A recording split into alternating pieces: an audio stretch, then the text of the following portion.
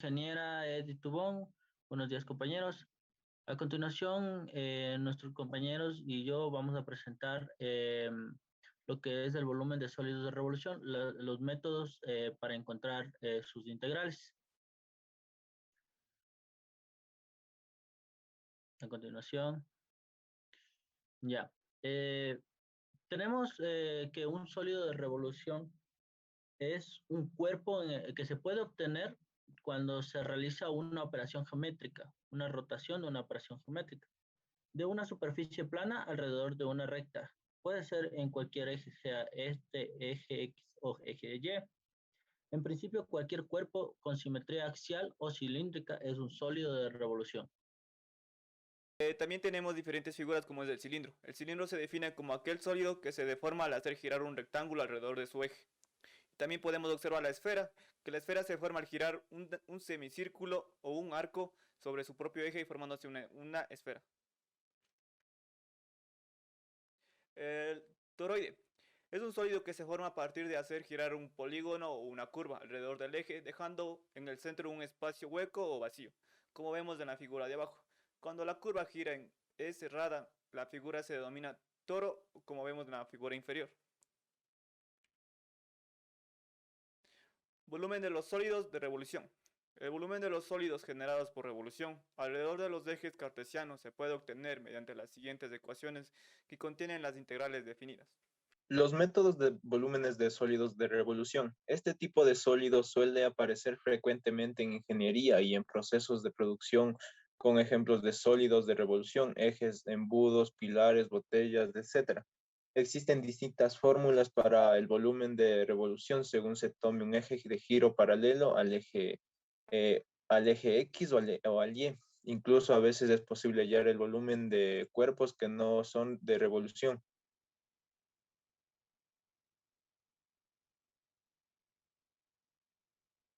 El método de los discos se llama así porque al rotar una figura alrededor de un ejemplo tenemos los llamados sólidos de revolución para ver cómo usar el volumen del disco para calcular el volumen de un sólido de revolución general. Consideramos una función continua f de x definida en el intervalo AB, cuya gráfica determina con las rectas a x igual a a, x igual a b y x igual a 0 y y igual a 0. El recinto R, si giramos este recinto alrededor del eje X, obtenemos un sólido de revolución, como se muestra en la figura. Tenemos el método de las arandelas. El método de los discos puede extenderse fácilmente para incluir sólidos de revolución con como un agujero, reemplazando el disco representativo por una arandela respectiva. La arandela se obtiene girando un rectángulo alrededor del eje. Si R y R son los radios externos e internos de la arandela y es con la anchura de la arandela, entonces el volumen viene dado por el volumen de la arandela. Método de secciones conocidas. En este apartado veremos cómo se calcula el volumen de algunos cuerpos geométricos cuando conocemos el área de las bases de los cilindros parciales en que hemos dividido los sólidos. Siguiendo un proceso similar al realizado en las definiciones de la integral de Riemann, elegimos una partición rectangular de A y B. Para hallar el volumen de un sólido, se procede como se indica a continuación. Esbozar la figura, escoger una sección perpendicular al eje OX, expresar el área en AX, integrar entre los límites apropiados. Volúmenes de revolución, método por capas.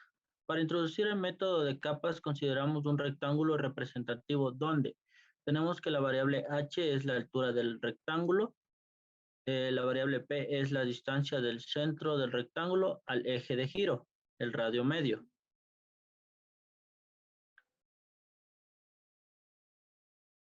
Para hallar el volumen de un sólido por el método de capas, se procede como se indica a continuación. Primero hay que esbozar la región plana que va a ser girada.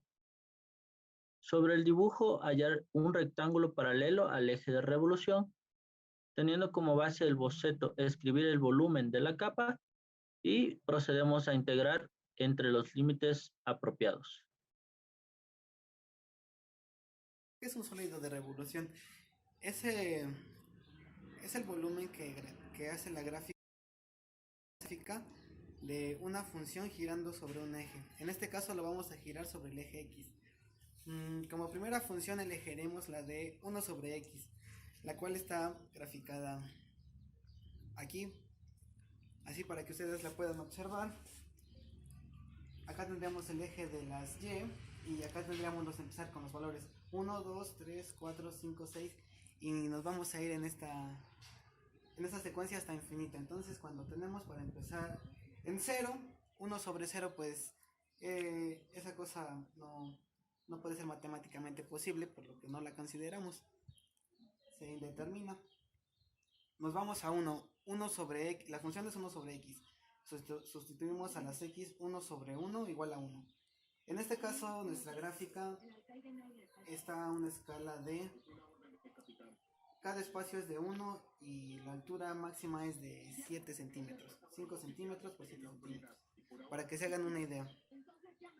Entonces, y en 2, un medio, un tercio, un cuarto, un quinto, un sexto, un noveno. Igual debemos aclarar que en esta función, una vez de que llegamos a un décimo, las diferencias de números es muy poca. O sea, ya a partir de ese punto ya estás tan cercano a 0 que pues la verdad, visto desde muy lejos, más que nada verías una línea ya recta, casi pegada al 0, que nunca pega al 0, pero es la aproximación que usaremos en los límites. Buenas noches, ingeniera. Ahorita vamos a nosotros a representar una pequeña función en lo que es el programa de AutoCAD para nosotros tener una mente más abierta a cómo se va a ver una función al momento de ser rotada en un plano cartesiano. Como por ejemplo aquí vamos a tener este triángulo, que la función la que va a hacer es la hipotenusa, la que está perpendicular al movimiento. Tenemos el plano X y el plano Y, y lo vamos a rotar para poder nosotros observar. Ya. Para nosotros poder observar cómo más o menos se va a ver una figura en el momento de rotar.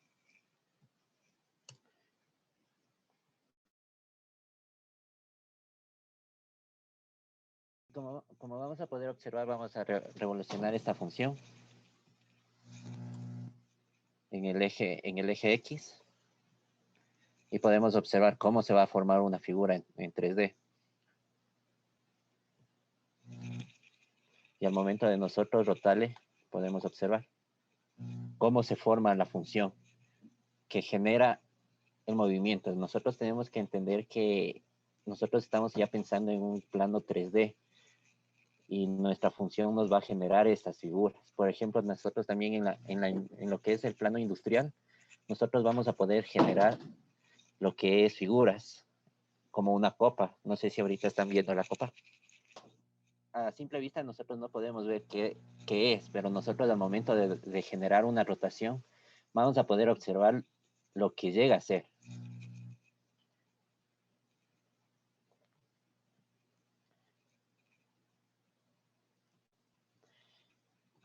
Que en sí con este cálculo nos ayuda bastante a nosotros entender esto, que nosotros podemos en la industria generar las curvas y calcular nosotros los volúmenes de estos materiales que nosotros obtenemos. Es muy interesante este tema de lo que es cálculo por revoluciones, porque nosotros podemos poner, en este ejemplo nosotros vemos lo que es una copa.